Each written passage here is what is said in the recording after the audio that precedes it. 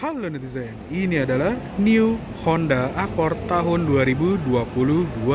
Nah, di bulan Januari 2022 kemarin, Honda Prospect Motor Indonesia itu melakukan improvement di Accord yang sebetulnya udah lumayan bagus, tapi menurut Honda kayaknya masih kurang bagus lagi. Makanya di tahun 2022 ini mereka memberikan improvement yang menurut gue sih ini oke banget ya. Jadi di improvement kali ini tuh lebih ke penunjang kenyamanan ya, kayak lebih banyak di interior sih sebetulnya, karena di eksterior tuh hampir nggak ada bedanya. Jadi kalau kita lihat ke mukanya, dia masih memiliki muka khas Honda, solid wing face yang masih sama, jadi lumayan atraktif gitu ya di bagian depannya.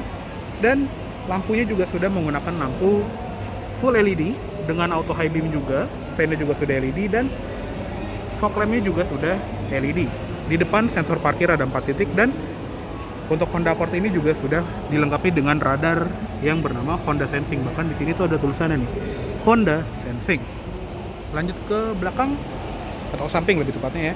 Velg masih sama, masih menggunakan velg motif turbin seperti ini, yang ini juga cakep banget. Di sini dia menggunakan ban ukuran 235/45 R18, dan walaupun dia profil ban itu cuma 45, ini ride quality-nya tuh enak banget. Jadi khas big sedan seperti ini ya. Dan for your information, ini unik banget. Jadi waktu Honda New Accord itu launching di bulan Januari ini, di Kendara itu lagi minjem Honda Accord yang sebelum improvement. Jadi teman gue si Ipang itu datang ke sini untuk menyaksikan launching Accord improvement ini, naik Accord. Jadi lucu banget. Nah, untuk handle pintu juga dia sudah chrome di bagian atasnya, dan dia juga sudah ada akses keyless entry atau smart entry ya. Jadi cukup sentuh guratan ini untuk mengunci. Dia juga ada auto foldingnya, dan untuk masuk tinggal sentuh door handle bagian helm. Bentar, sekalian kita lihat kuncinya aja nih. Nah, kunci seperti ini. Jadi dia ada 4 tombol: lock, unlock, remote engine start, dan buat buka bagasi. Ya intinya dia sudah keyless lah ya. Nah, untuk pilar juga dia udah dikasih warna piano black gitu ya, di pilar B dan pilar C. Di bagian sini juga ada lekukan sedikit yang kelihatan lebih modern juga. Terus di bagian atas window line itu dia dikasih kayak chrome, tapi nggak begitu norak gitu ya, dia lebih ke Eropa-Eropaan gitu. Nah, untuk di bagian belakang juga masih sama seperti Accord yang sebelumnya. Jadi dia mempunyai lampu belakang yang berbentuk huruf C seperti ini, yang banyak dibilang seperti udang lah atau staples gitu ya, tapi emang ya bentuknya kayak gitu. Di lampu rem dan lampu senja dia sudah LED, tapi untuk lampu mundur dan lampu sein dia masih lamp. Di sebelah kiri ada emblem Accord, dan di bagian bawah sensor parkir 4 titik, dan ada reflektor yang nyambung ke list bodi samping. Ini juga keren sekali. Di bagian bawah ada knalpot yang ala-ala mobil Eropa gitu ya, dia bolong, tapi ya bolongnya tuh nggak nyambung ke knalpot aslinya. Di bagian sini juga ada kamera mundur. Di bagian kaca lengkap ada defogger belakang, ada HEMO stop lamp, dan di bagian atas sana itu ada stiker VTEC Turbo. Di atasnya juga ada antena shark fin. Untuk bagasi dia bukanya pakai tombol, dan bagasi ini juga lega. Nih, lega banget buat liburan 5 orang gitu ya, masih bisa buat naruh beberapa koper. Dan di bagian bawahnya juga ada toolkit, sama ada ban serep yang space saver. Di sebelah kiri kanannya polos, cuma ada gantungan-gantungan gitu aja, dan ada tuas untuk ngelipet jok belakangnya. Oke, sekarang kita lihat ke mesinnya. Oke, sekarang kita lihat ke ruang mesin dari new Honda Accord ini. Ya, sebetulnya masih sama ya, semenjak Accord generasi ini meluncur di Indonesia di tahun 2019 dulu, yaitu mesin 1500 cc 4 silinder dengan turbo berkode L15BG. Dia tenaganya juga lumayan besar, 190-an horsepower dengan torsi sekitar 240-an Nm. Jadi tenaga itu mirip seperti Honda CR-V ya. Nah, untuk transmisinya dia menggunakan transmisi CVT Earthstream ke roda depan. Untuk ruang mesin ya harap dimaklumi karena ini Honda gitu ya, masih belum ada engine covernya, itu yang kritik dari gue ya. Dan seenggaknya di bagian cup itu udah dikasih hidrolik, jadi nggak perlu pakai tongkat penahannya lagi.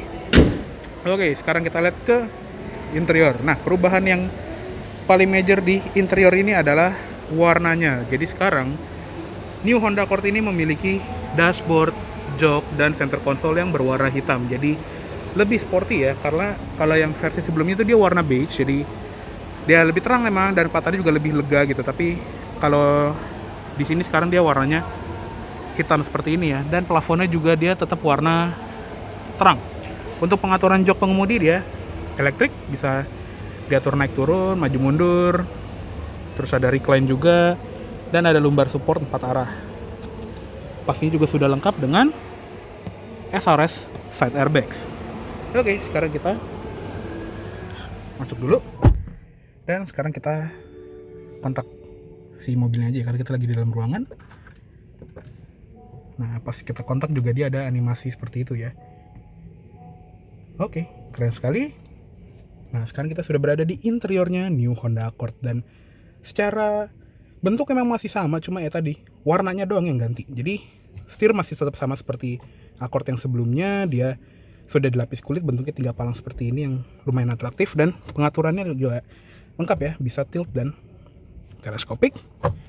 Terus di sebelah kiri sini ada tombol untuk pengaturan di layar gitu ya, selain volume, ganti track, dan tutup telepon. Di tengah ada airbag dan klakson. Di sebelah kanan ada cruise control yang sudah adaptif ya, karena tadi sudah lengkap dengan Honda Sensing, jadi kita bisa atur jaraknya, dan dia juga ada lane keeping assist ini untuk mengatur kecepatannya.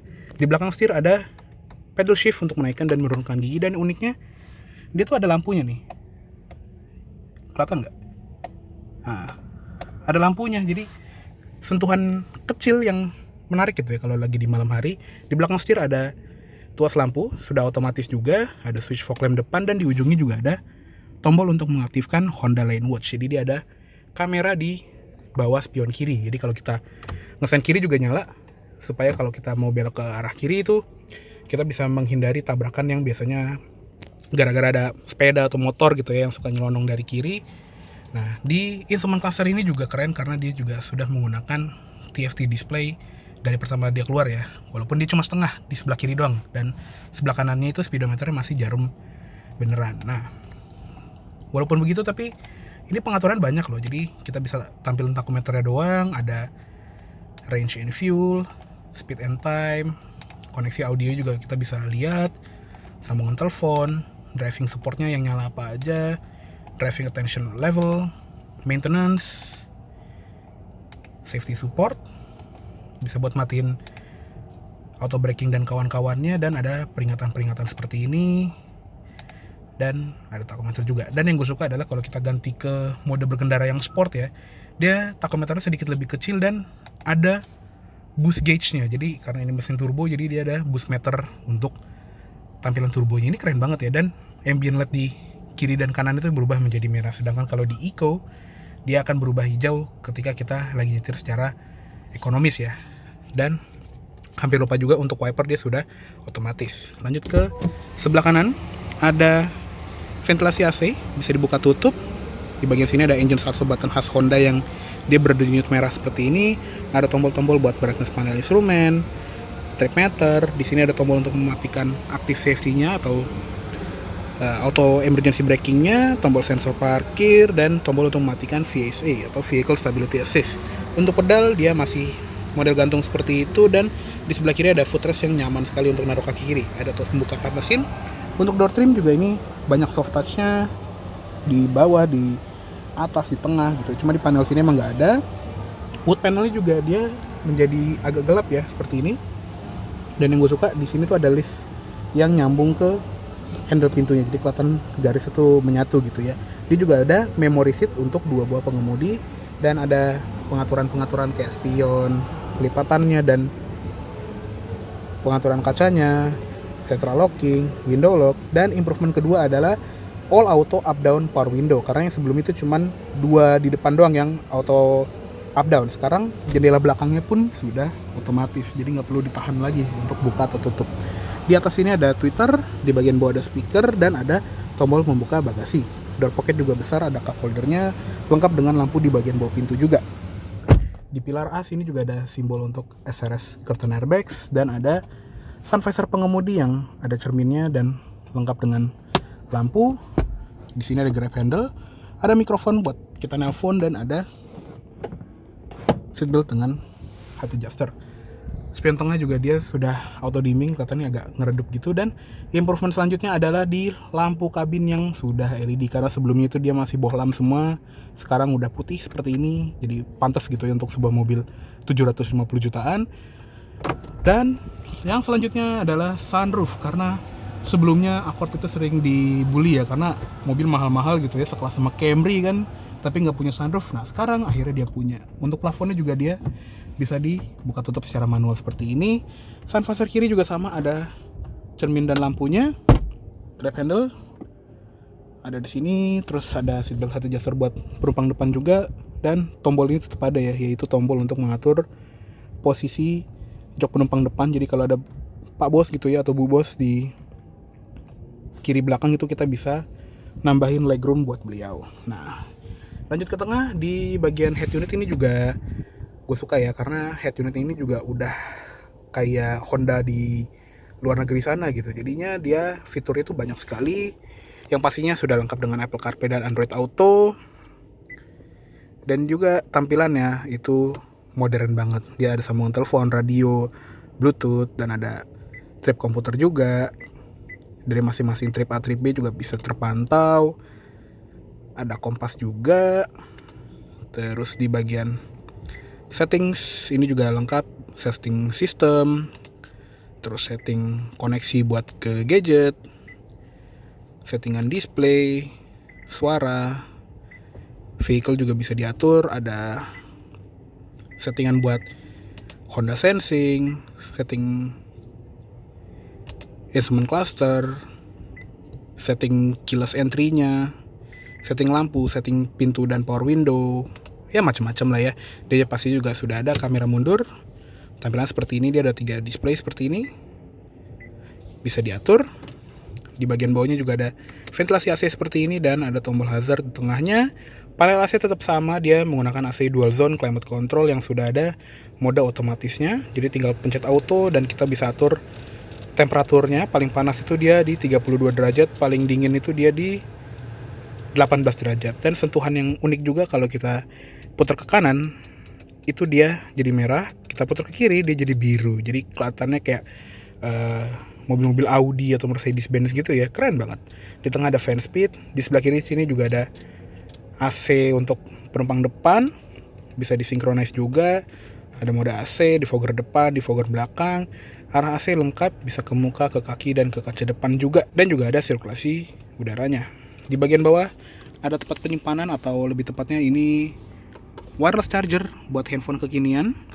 Ada input USB buat koneksi ke gadget, dan ada power outlet 12 volt yang model bulat. Nah, di bagian sini juga ada tuas transmisinya. Dia simple seperti ini aja, cuma ada PRND, dan dia menggunakan transmisi CVT Earthstream. Di belakangnya ada 2 buah tombol untuk mode berkendara ya, Icon dan Sport Mode. Di belakangnya lagi ada electronic parking brake lengkap dengan auto brake hold. Ada 2 buah cup holder. Center console ini juga gede banget, dan ini juga ada tray kecil seperti ini. Di dalamnya ada 1 buah USB lagi. Oke, kita balikin. Glove boxnya juga sudah soft opening pastinya, dan ada lampunya di dalamnya. Lengkap dengan airbag penumpang depan juga. Oke, kayak cukup segitu aja untuk di bagian kabin depan dari si New Honda Accord 2022. Yuk sekarang kita lihat ke kabin belakang. Oke, sekarang kita masuk ke kabin belakangnya dari New Honda Accord ini. Ya sebetulnya sama aja sih dibandingin versi yang udah keluar dari tahun 2019, karena yang beda cuma warna interiornya aja. Nah, untuk legroomnya ini juga lumayan superior ya. Di sini adalah posisi berkendara gue, tinggi gue 170 cm, dan masih ada hampir sejengkal. Jadi lega sekali. Di sini juga ada seat back pocket di kanan dan kiri. Di belakang center console juga ada ventilasi AC yang ini memang masih ngikut depan ya. Jadi dia belum ada AC yang triple zone. Di belakangnya juga ada 2 buah USB charger. Di tengah sini masih ada gundukannya untuk sebuah sedan ya, cukup normal gitu ya, mungkin untuk knalpot. Dan di bagian jok belakang ini juga sudah kulitnya juga bagus gitu ya. Dia ada perforated di bagian tengahnya. Headrest dia adjustable di kanan dan kiri, tapi di tengah dia fix seperti ini aja, walaupun dia udah agak nongol ya. Nah, di bagian armrest ini juga ada 2 buah cup holder, dan ada trunk pass-through yang bisa kita buka untuk ngambil barang di bagasi, cuma ini lagi dikunci. Safety juga udah bagus ya, ada 2 buah input ISOFIX, seatbelt semuanya sudah 3 titik, dan airbagnya juga sampai belakang. Lampu plafon di kabin belakang ini juga berubah jadi LED karena tadinya itu dia masih bohlam. Terus di bagian sebelah kanan dan sebelah kiri juga ada grab handle dengan gantungan baju. Untuk di pintu, sama seperti pintu depan, dia soft touch di atas, di tengah sini juga soft touch. Power window yang ini juga jadi selling pointnya New Honda Accord, sekarang jadi all auto, dan dia juga sudah ada tray belakang seperti ini yang bisa disangkutin. Door handle juga sama seperti di pintu depan. Di bagian bawah ada door pocket dan ada lampu di bagian bawah pintu juga. Oke, cukup segitu aja untuk di bagian kabin belakang dari si New Honda Accord 2022 ini. Yuk sekarang kita keluar aja. Oke deh. Kayaknya cukup segitu dulu untuk review dari New Honda Accord Improvement tahun 2022 ini. Mohon maaf apabila ada salah kata-kata atau dalam penyampaian review. Terima kasih banyak telah menonton. Sampai jumpa di video selanjutnya.